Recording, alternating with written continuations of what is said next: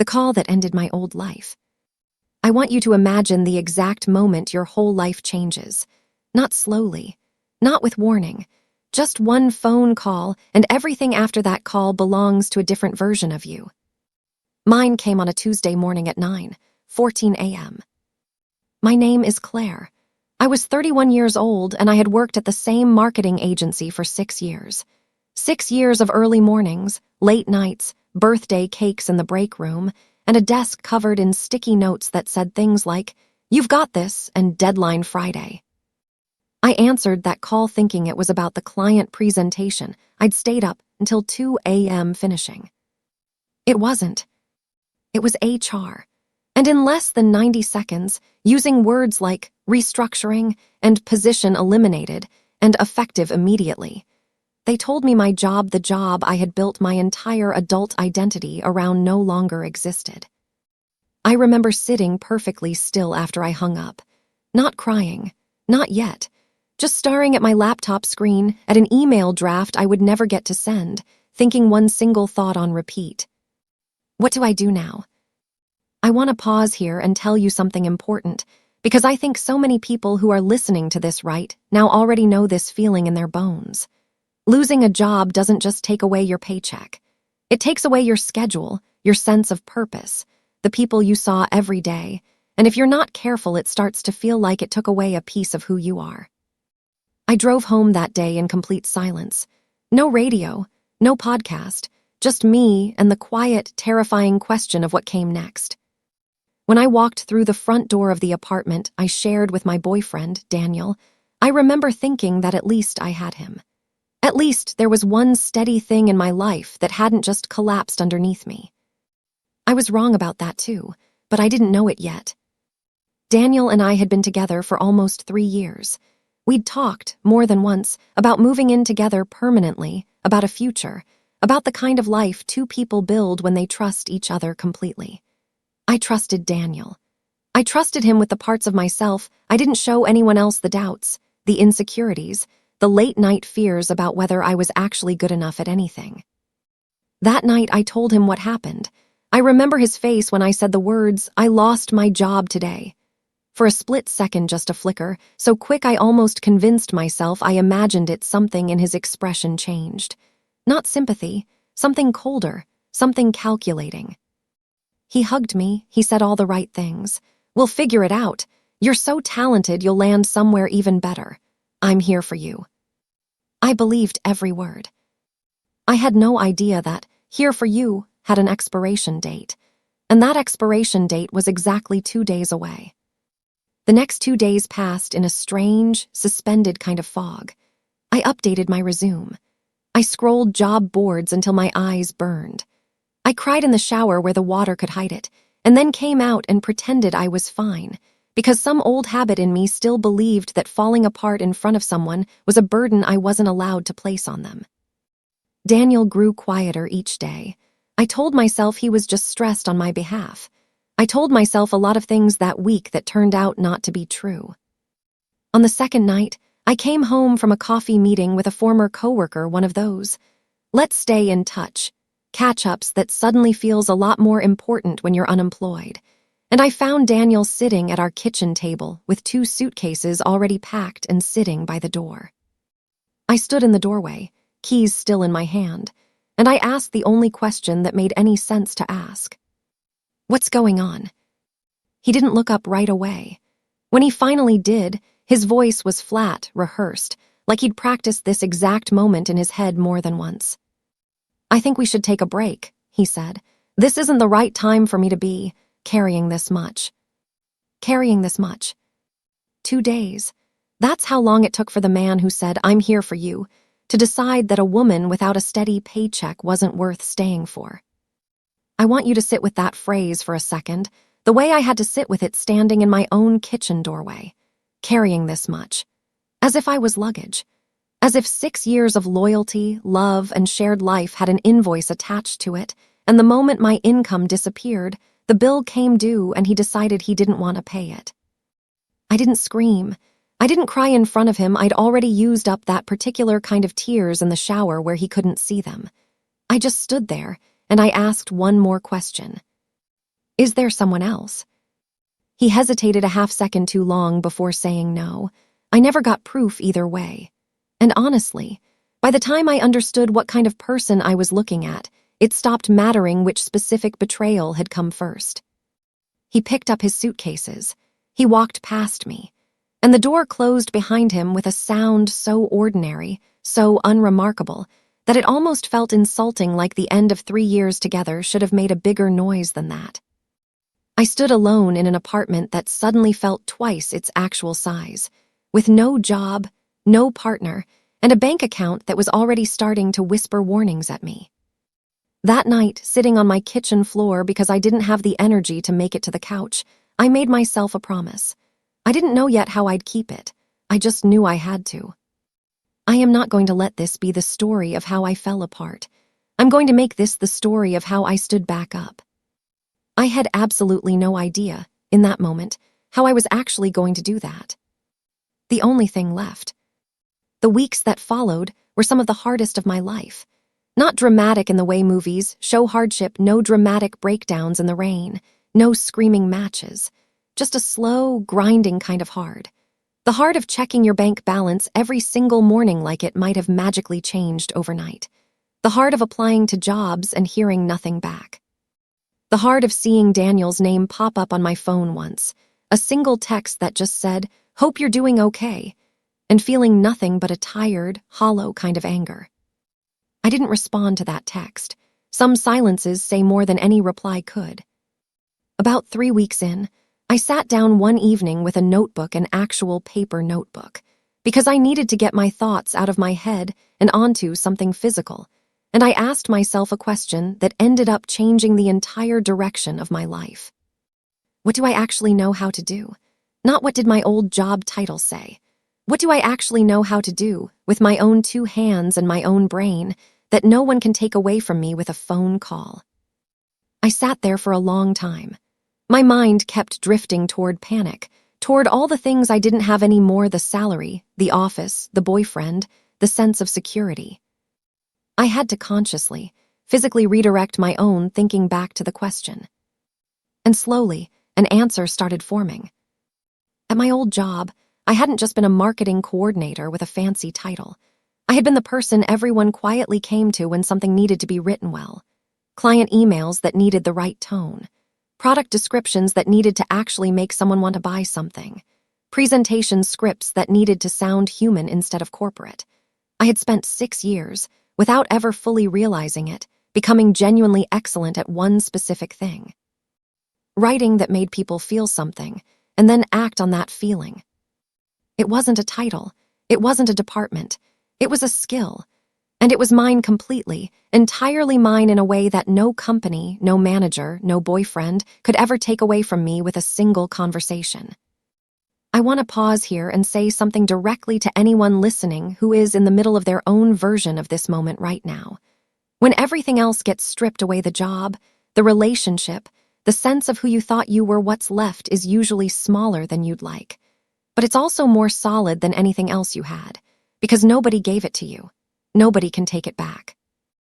That night, I opened my laptop and did something that felt almost embarrassingly small at the time.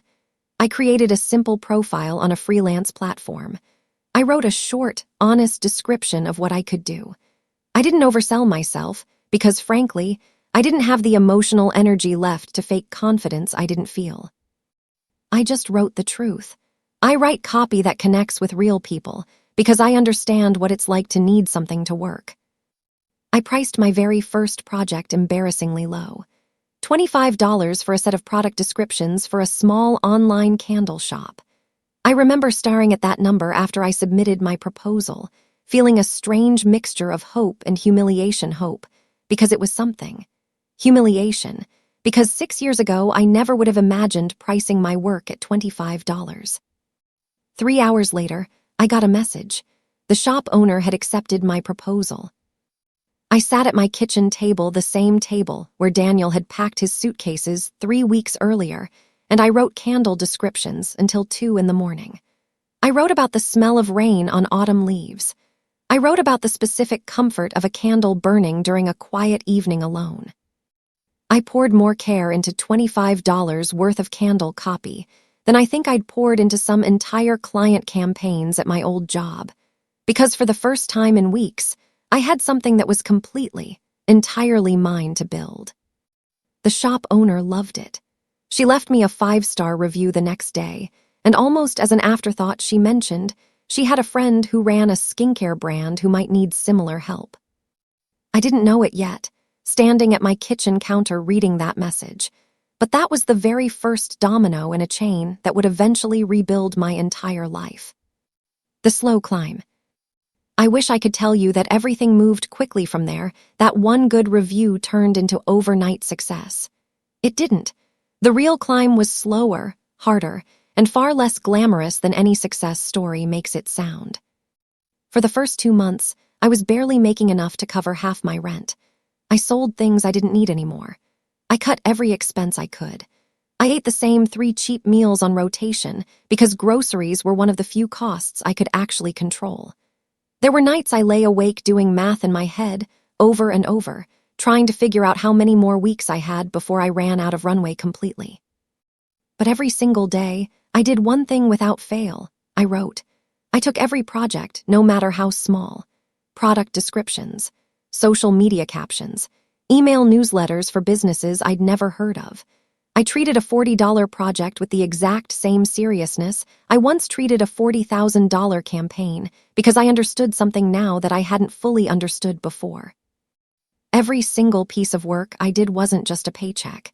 It was proof to myself, more than anyone, that I could still build something out of nothing. Around month 3, something shifted. A skincare brand I'd written for referred me to a friend who ran a small fitness app. That client referred me to someone launching an online course. Slowly, without any single dramatic breakthrough moment, my client list started to grow, not because I got lucky, but because I showed up again and again and delivered work that made a real difference for the people who hired me. I started raising my rates. Slowly, cautiously, the way you test weight on a leg that's still healing. $25 became $50. $50 became $100. I remember the first time a client paid me $300 for a single project without hesitating, without negotiating, simply because they'd seen my previous work and trusted what I could deliver. I sat in my apartment that night, the same apartment I'd almost lost twice during those brutal early months, and I cried for the first time in weeks. Not from sadness this time, from something closer to disbelief. Disbelief that the thing I built out of pure desperation, sitting alone on a kitchen floor 3 months earlier, was actually starting to work. Around this same time, something else happened that I want to tell you about, because it matters to the rest of this story. I ran into Daniel. It was completely by accident, at a coffee shop near my old office.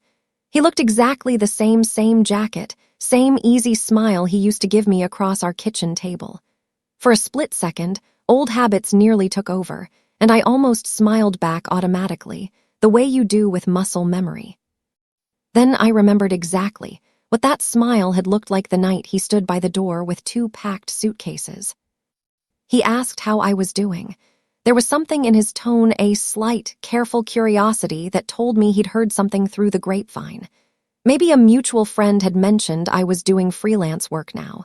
Maybe he'd seen something on social media. I didn't ask, and he didn't clarify. "I'm doing really well, actually," I told him, and I meant it not as a performance for his benefit, but because it was simply true.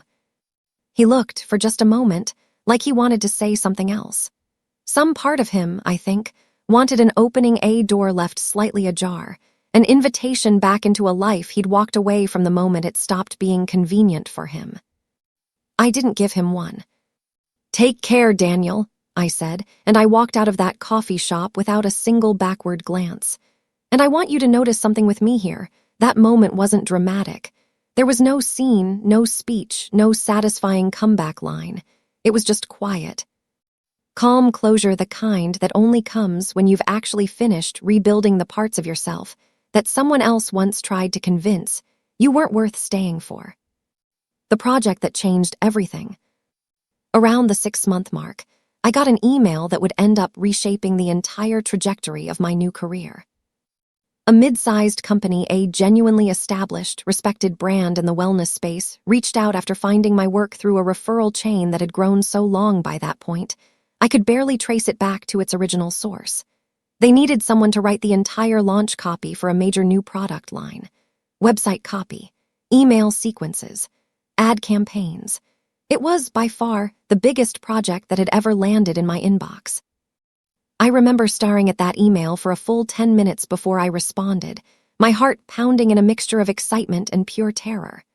This wasn't a $25 candle description anymore. This was real money, real stakes, and a real opportunity to prove to myself, more than to anyone else, that what I'd built over the past 6 months wasn't a fluke. I said yes. The weeks that followed were some of the most intense of my entire career. I researched the brand obsessively. I studied their customers, their competitors, their tone of voice. I wrote and rewrote entire sections of copy until they felt exactly right, not just technically correct, but genuinely, emotionally compelling in a way that made people want to act. I want to be honest with you about something here, because I think it's an important part of this story. There were moments during that project where the old fear crept back, in the fear that had haunted me since the day I got that phone call about my job. The fear that I wasn't actually good enough, that I'd been fooling everyone, including myself, and that eventually someone was going to see through it. But I had learned something in those 6 months that I hadn't fully understood before. Fear doesn't disappear just because you get better at something. It just gets quieter, and you get better at working alongside it instead of letting it stop you completely. I delivered the project 2 days ahead of deadline. The client's response came back within hours. "This is exactly what we needed. When can we talk about an ongoing retainer?" That single project, the one I almost didn't have the confidence to say yes to, became the foundation of a retainer relationship that would eventually make up nearly half of my entire income for the next 2 years. By the end of my first full year of freelancing, I had done something I genuinely could not have imagined sitting on that kitchen floor 12 months earlier. I had replaced my old salary completely, not through luck, not through some overnight viral moment, through showing up day after day and slowly, patiently building something real out of the one skill nobody could take away from me. I remember the exact moment it really hit me, not just as a fact I knew intellectually, but as something I felt in my whole body. I was reviewing my income for the year, project by project, client by client, and I realized that every single dollar on that spreadsheet had been earned by me, alone, starting from absolutely nothing but a notebook and a desperate question I asked myself on the worst night of my life. I sat back in my chair, and for the first time in over a year, I let myself feel something I hadn't dared to feel during all those uncertain months. Pride. Building something bigger. Somewhere around the 18-month mark, I started noticing something interesting happening in my inbox. Other freelancers, some newer than me, some who had been at it far longer, started reaching out, asking how I'd managed to grow so quickly, what my process was, how I found clients, how I priced my work. At first, I answered these questions one at a time, over coffee, over video calls, out of simple generosity, because I remembered exactly how lost and terrified I'd felt at the beginning of this journey. Then, almost accidentally, an idea started forming.